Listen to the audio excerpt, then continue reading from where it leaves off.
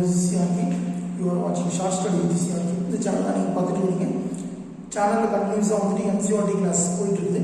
So NCERT பேரலாக போயிட்டு இருக்குது. ஸோ பேரலாக வந்துட்டு RRB SSC for central government exams படிக்கிறவங்க வந்துடும். பர்டிகுலராக ஒவ்வொரு டாப்பிக்கும் இப்போது சயின்ஸில் வந்துட்டு நம்ம NCERT புக்கை கவர் பண்ணிட்டு போகிறோம். இன்னும் ஃபார் ஸ்கூல் ஸ்டூடெண்ட்ஸ்க்கு உங்களுக்கு வேணும் அப்படின்னா நான் NCERT கம்ப்ளீட்டாக படிக்கணும் அப்படின்னா நீங்கள் இந்த வீடியோ பாரு. இல்லை எனக்கு வந்துட்டு நான் எக்ஸாம் ஓரியன்டாக படிக்கணும் அப்படின்னாக்கா நீ வந்துட்டு செப்பரேட்டாக போடக்கூடிய வீடியோ பாரு. நம்ம பிளேலிஸ்ட்டில் for RRB and SSC both நம்மளோட சயின்ஸ் கோர்ஸ் வந்துட்டு பேரலாக போயிட்டு இருக்குது. ஸோ ஒரு யூனிட் வைஸாக ஸோ ஃபிசிக்ஸில் ஒரு யூனிட் ஆகட்டும், பயோவில் ஒரு யூனிட் ஆகட்டும், இல்லை கெமிஸ்ட்ரியில் ஒரு யூனிட் ஆகும், பேரலாக வந்துட்டு ஒவ்வொரு யூனிட்டும் போயிட்டே இருக்கும். நீ அதை வந்து வாட்ச் பண்ணி பார்த்துக்கலாம். சரியா? ஸோ இன்னைக்கு நம்ம NCERTல கிளாஸ் 7 ஸோ கிளாஸ் 7 தான் நம்ம கண்டினியூ பண்ணிட்டு இருக்கோம். யூனிட் 10 வரைக்கும் பார்த்துருப்போம். யூனிட் 11 இப்போ பார்க்க போகிறோம். இதுக்கு முன்னாடி வீடியோஸ் 6th கிளாஸ் முடிக்கலையா நீங்கள் ஸ்டூடெண்ட்ஸ் இருக்கீங்க 6th கிளாஸ் முடிக்கிறவங்களா தான் 6th கண்டினியூஸான டாபிக் தான் 7th வருது. ஸோ 6th கிளாஸ் வந்து தெளிவாக படிச்சுட்டு அதுக்கப்புறம் 7th கிளாஸில் வந்து ஒவ்வொரு சாப்டரையும் லைன் பை லைனாக வாட்ச் பண்ணி நம்மளோட பிளேலிஸ்ட்டில் போய் பார்த்தோம் அப்படின்னா ஸோ NCERT கிளாஸ் 7 கிளாஸ் 6 அப்படின்னு சொல்லிட்டு தனித்தனி பிளேலிஸ்ட் இருக்கும். அதை வந்து நீங்கள் வந்து பார்த்துட்டு அதுக்கப்புறம் நம்மளோட இந்த லெசனை நீங்கள் வந்து பார்க்கலாம். ஸோ இந்த லெசனோட டாபிக் என்ன அப்படின்னா lesson number 11 transportation. So transportation in plants and animals. So mainly we can classify the transport system into two types. Mainly we can classify the transport system into two types. One is circulatory system. Another one is expiratory system. These are the transportation system in our body or any other animals or any other plants. So these are the transportation process. So transporting the some other things, say some other organics substances or some other waste products. These are the two major. இந்த ரெண்டு தான் வந்து நம்மளோட transportation சிஸ்டம்ல இந்த ரெண்டு system தான் வந்துட்டு வரப்போகுது. ஸோ ஃபர்ஸ்ட் வந்துட்டு நம்ம என்ன பண்ணலாம்னா சர்க்குலேட்டரி சிஸ்டம் பற்றி பார்க்கலாம். ஸோ சர்க்குலேட்டரி சிஸ்டம் அப்படின்னாவே நம்மளுக்கு தெரியும். So 1 minute. So circulatory system அப்படின்னா தெரியும். ஸோ ஃபர்ஸ்ட் நமக்கு ஞாபகத்துக்கு வருது ஹார்ட்ல என்ன இருக்கும்? பிளட். ஸோ பிளட்டை பற்றி ஃபர்ஸ்ட் பார்க்கலாம். So blood is a composite fluid. Okay, ஒரு காம்ப்ளெக்ஸ் ஃப்ளூயிட் மாதிரி. So it consist of plasma and some other types of cells. So blood is mainly classified. So ரொம்ப டீப்பாக சொல்கிற பிளட்டை ஃபர்ஸ்ட் ஜென்ரலாக நம்ம 7th கிளாஸ் என்ன இருக்கோ அதை மட்டும் சொல்கிறேன். So blood is composed of plasma and other type of cells. Other cells. சரியா? Plasma and other cells. சரியா? So plasma means it is composed of complex with other cells. என்ன sir other cells? Other cells என்ன? That is called as RBC, WBC and platelets. So RBC red blood cells, WBC white blood cells and platelets. This is platelets. தட்டுகள் அப்படின்னு சொல்லிட்டு சொல்லுவாங்க. சரியா? So கவனி first நம்ம RBC பத்தி பார்க்கலாம். கவனி. சோ ஃபர்ஸ்ட் வந்து RBC. So RBC னா red blood cells. It is also called as erythrocytes. So it is also called as erythrocytes. So erythrocytes அப்படினாக்க so RBC ன்னு யார் சார் இது வந்து நேம் வச்சதுல என்ன இருக்கும்னா ஹீமோகுளோபின்.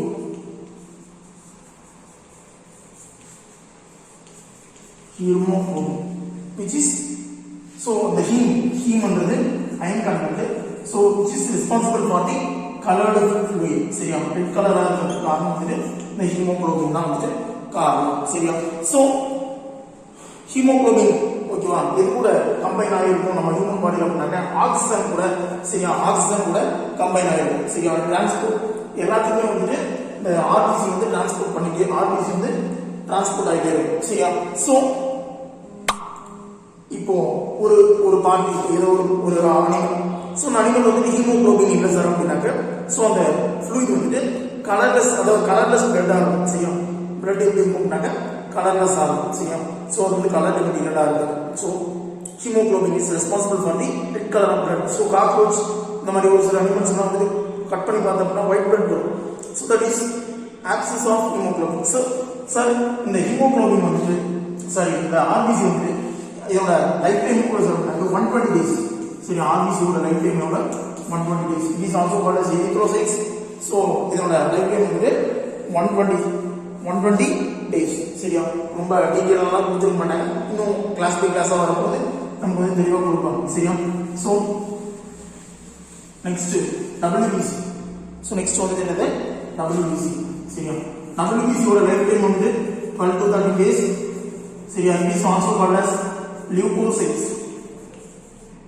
ஸோ இதோட வேலை என்ன சார் பண்ணாங்க, இதோட வேலை என்ன அப்படின்னாக்க, அதாவது வந்துட்டு இது வந்து என்ன பண்ணோம்னாக்க ஃபைட் பண்ணும். சரியா, ஏதாவது ஜாம்ஸோ இல்லை வந்து அதில் ஏதாவது மெட்டீரியல்ஸ் வரும்போதோ நம்ம ஹியூமன் பாடிக்குள்ள வரும்போது அதை வந்து ஃபைட் பண்ணும். சரியா, ஸோ WBC ஜஸ்ட் ஃபைட்டிங். சரியா, ஃபைட் பண்ணுறதுக்காக தான், அதாவது ஜாம்ஸ் கிட்ட ஃபைட் பண்ணுறதுக்கோசம் தான் இது வந்து இருக்குது. சரியா, நெக்ஸ்ட் வந்துட்டு பிளேட்லெட்ஸ்னா என்ன பண்ணாங்க, அன்டாலிட்டிக்கல் அப்படின்னு சொல்லிட்டு சொல்லுவாங்க. ஸோ இந்த பிளேட்லெட்ஸ் அப்படின்னா என்ன இருக்கும், ஸோ பிளேட்லெட்ஸ் வந்து எதுக்காக யூஸ் பண்ணுறோம். ஸோ இப்போ ஏதாவது இந்த இடத்துல கட் பண்ணிடுறோம், பிளட் கொஞ்சம் வந்து ஃப்ளோ ஆகிட்டே இருக்கும், மேலே வந்து ஒரு செல்ஸ் மாதிரி அப்படியே வந்து ஒரு லேயர் மாதிரி ஃபார்ம் ஆகும். Studies contest platelets. சரியா, ஏதாவது ஒரு பாத்திரம் அடிபடும் போது அந்த இடத்துல அந்த செல்ஸ் வந்து ரீப்ளேஸ் பண்ணி அது வந்து ஸ்டாப் பண்ணும் பிளட். சரியா, so this is called as platelets. சரியா, so next, so these are the some plasma and blood tissue, sorry, other types of cells. சரியா, ஸோ the tissues கூட சொல்லலாம். ஸோ நெக்ஸ்ட் வந்து blood capillaries. சரியா, blood capillaries. சரியா, so இந்த blood capillaries so blood capillaries அப்படின்னா என்ன, so இதில் என்ன இருக்கும் மேஜரா, ஸோ blood capillaries வந்து arteries and veins இருக்கும். சரியா, என்ன இருக்கும், artery and veins. சரியா, artery and veins. See, artery is responsible for transporting oxygenated blood to the entire part of the body. சரியா, veins is responsible for carbon dioxide blood. சரியா, CO2 mix ஆன blood. சரியா, deoxygenated blood கூட சொல்லலாம்.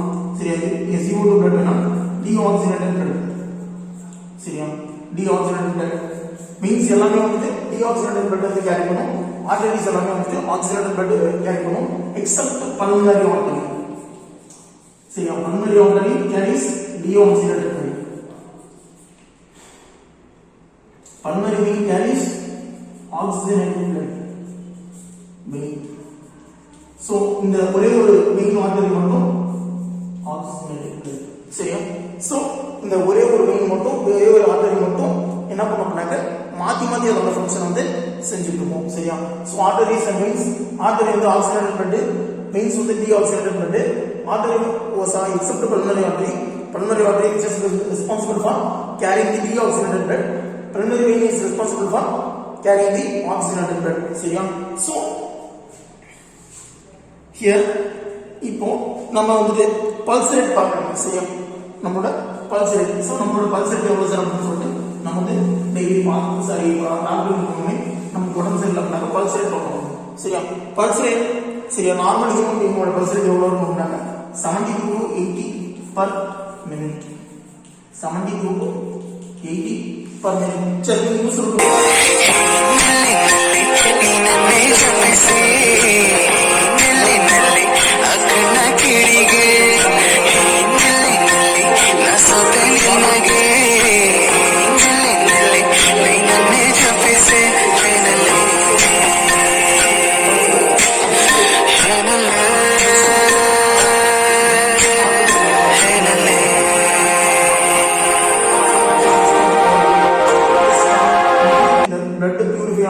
உள்ள போயிட்டு வெளியே போறது எல்லாம் வந்துட்டு இந்த ஹார்ட் மூலமா. ஆர்பிசி மெயின் ஆர்கன் பாதி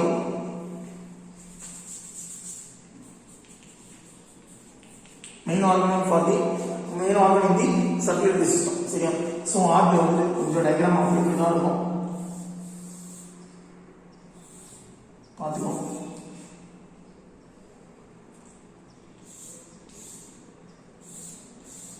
சோ கவனி, இப்போ இதுக்கு பேர் வந்து in human body, human heart, there are 4 chambers, 2 auricles, 2 ventricles.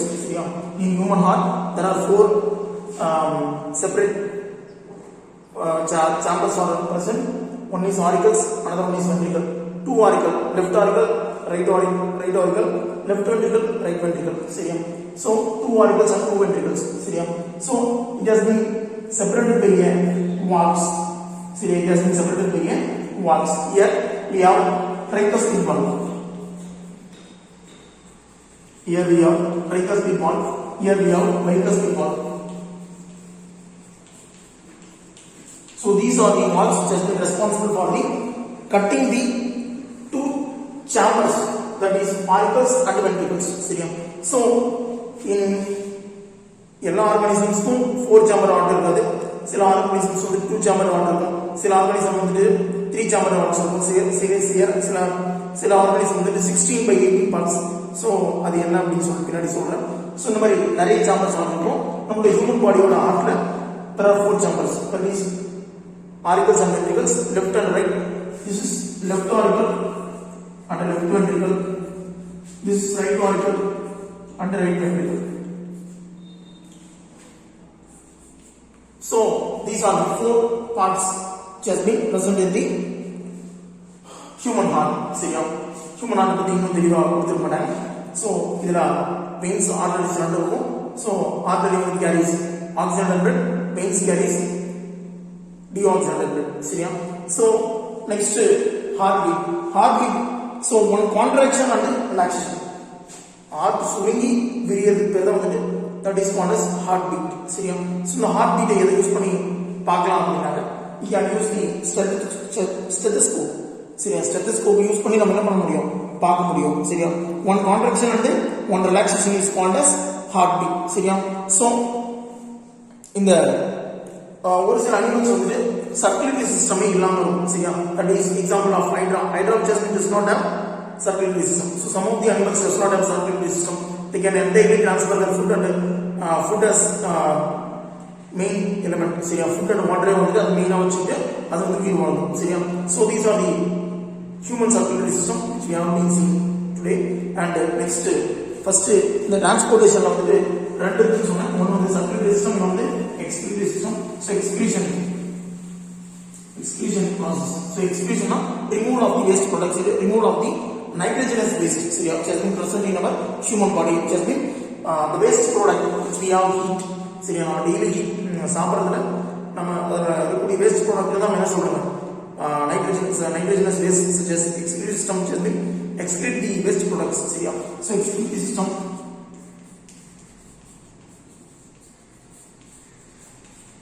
So excretory system. So main excretory system la irukkudiya main part enna appadina kidney. Kidney da வந்து kidney is responsible for the separation of nitrogenous waste and useful materials in the human body. human body la irukkudiya நல்ல ப்ராடக்ட்டையும் waste ப்ராடக்ட்டையும் தனியா பிரிச்சு எடுக்கிறதுக்கு வந்து kidney தான் use ஆகுது. So kidney failure வரவங்க வந்துட்டு ஸோ பிளட்ல வந்துட்டு ஆர்கானிக் வேஸ்ட் வந்துட்டு கலந்துரும். ஸோ அது வந்துட்டு ஹார்ம்ஃபுல். ஸோ நம்மளோட யூரியா அதெல்லாம் வந்து கலந்து வச்சோம்னா வேஸ்ட் ஆயிடும். ஸோ அதனால வந்துட்டு இப்போ கிட்னி ஃபெயிலியர் ஆனவங்க டயாலிசிஸ் பண்ணி நியூ கிட்னி வைப்பாங்க. இல்லை வந்துட்டு பியூரிஃபிகேஷன் அந்த பிளட் ஃபுல்லாக ரிமூவ் பண்ணிட்டு ஒரு 3 months 2 months ஒன்ஸ் வந்துட்டு பிளட் ஃபுல்லாக ரிமூவ் பண்ணிட்டு திரும்ப புது பிளட் வந்துட்டு அந்த பாடிக்குள்ள வந்து அப்ரோச் பண்ணுவாங்க. So kidney is the main part of the human body. So kidney, so this is a bean shaped. So bean shaped, a pair of kidneys which has been present in a human body.